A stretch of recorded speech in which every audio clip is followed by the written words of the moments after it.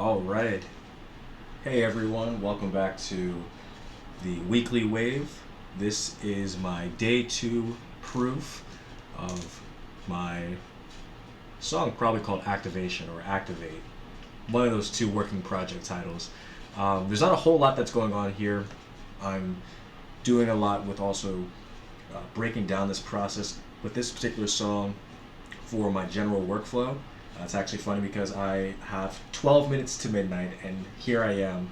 I worked on the song earlier today, but I'm now just able to get you this proof here that I'm actually doing it. So, in order to stay consistent and to practice what I preach, with 12 minutes left to spare for the night, I'm going to give you my day two proof here. So, if I go back to my reference track, and okay, well, good. I took the frequency off, or the EQ off. The main bulk of the song is really here in this 16 bar section. I could even argue that part of the intro, well, it's not really the intro that forms a lot of this, but the intro hints at the actual melody line.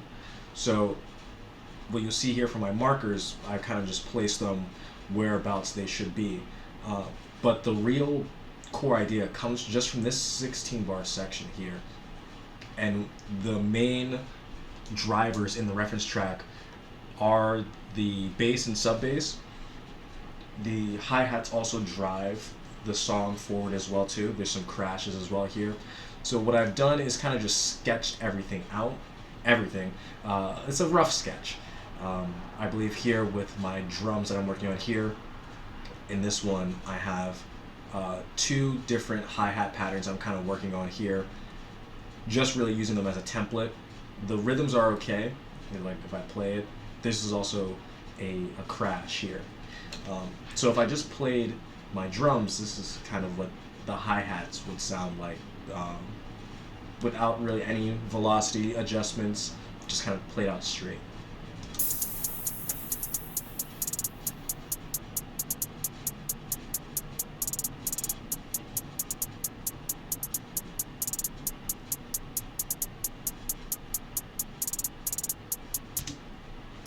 Really like that multiple stutter that we have going right there.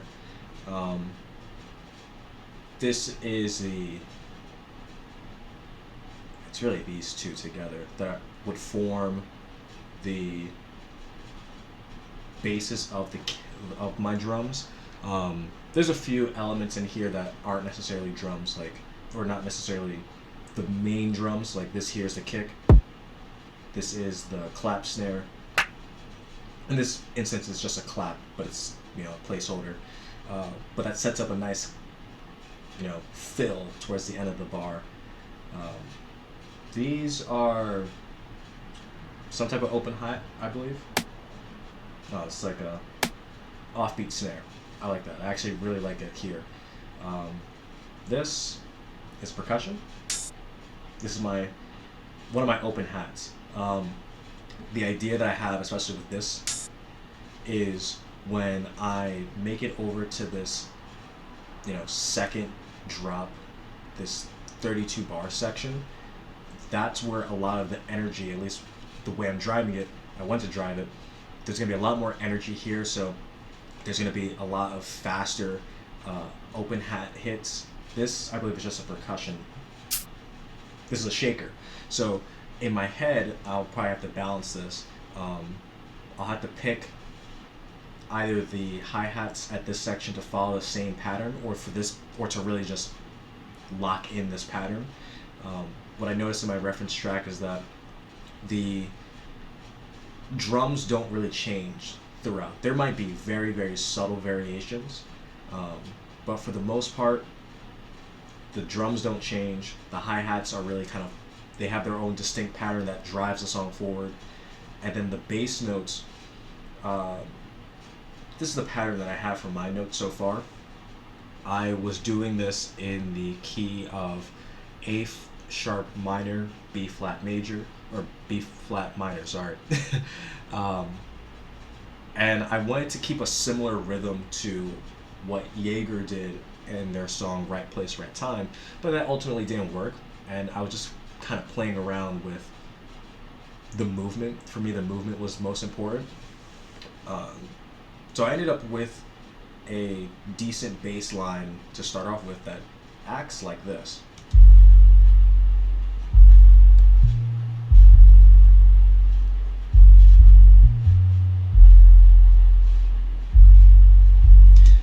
I hope you have good headphones to hear that. That's very low sub frequencies. So let me bring it up an octave and maybe you'll understand a little bit better for what I'm trying to accomplish. But I don't even know if it's actually going to sound the same.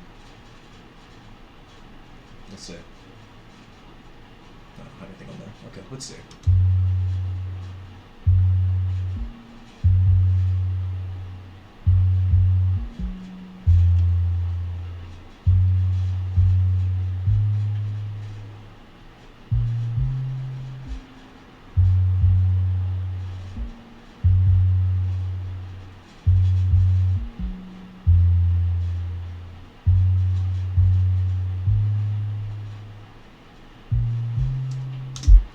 Nice. I really like, the movement for that. This is actually what I started out working with first. That's funny. What I did was I actually created the clap pattern first, just because I needed something other than the metronome kick in my head as I was building out the bass. And while I was building out this bass, what I did was I pulled up the reference track and I just kind of drew the movement that they had for their uh, bass notes. And then even then, like as I was listening to it, I was thinking about the different slides that I could make. Um, Before I go in and play the reference track again, I'm just gonna play what I have so far, which is really just the drums and the bass. Um, I'm gonna get into this down here, but first I'm gonna mute it. So everything so far should sound like this, not like that. And definitely let's put this down an octave.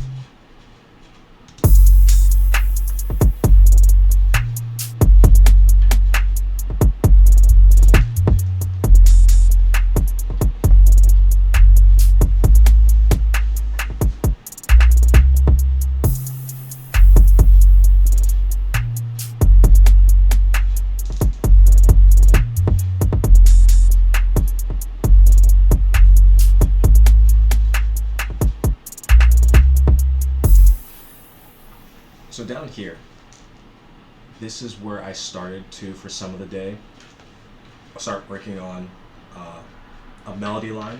I want this to be really fast, so I want a lot of like 32 notes in there. Not necessarily like a trance style lead, at least not that I'm envisioning off the top of my head so far with the 32 bar notes, but I want that kind of like I know I want to pluck. I already started to shape it a little bit. This is not the sound I actually want, but the envelope is similar to what I want. Oops. So I want something kind of with that envelope, and then what I did here was I think I just had some reverb, yeah.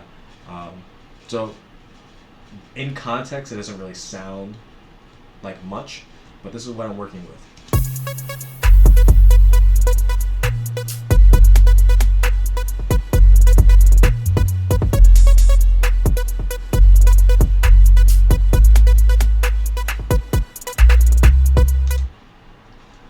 And compared to what I started out with, you'll see that I'm really just doing this to get the rhythm that I want down.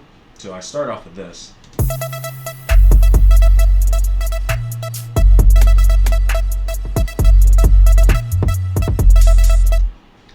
And the reason why I haven't completely deleted it is because I may still use some ideas from this, or I might still use something to generate an idea with this. Like I really enjoyed this here, so maybe that could be something that I put going into the 32. So like here for this second 8 bars of the drop 1A is when we start to introduce the melody.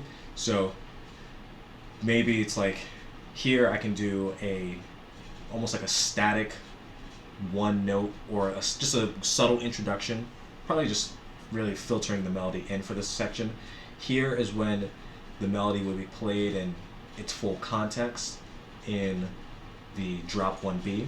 So this is going to be the real first iteration, and then this sets it up so that I can, for the second part of, or really the ending of the first 16 bars here, I can add some variation. So that could be something that I do, like I can change one of these midis around and play with it that way.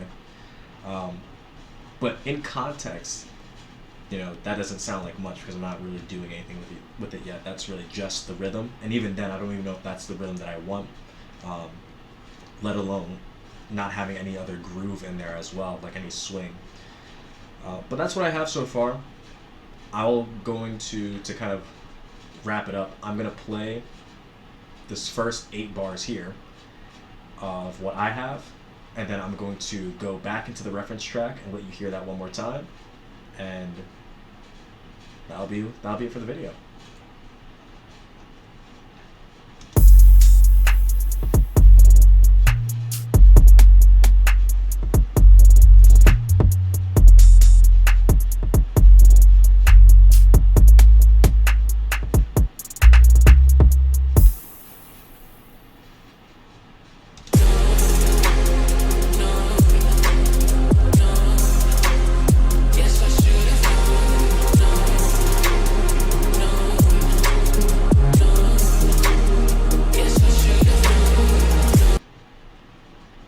All right, everyone. Till next time.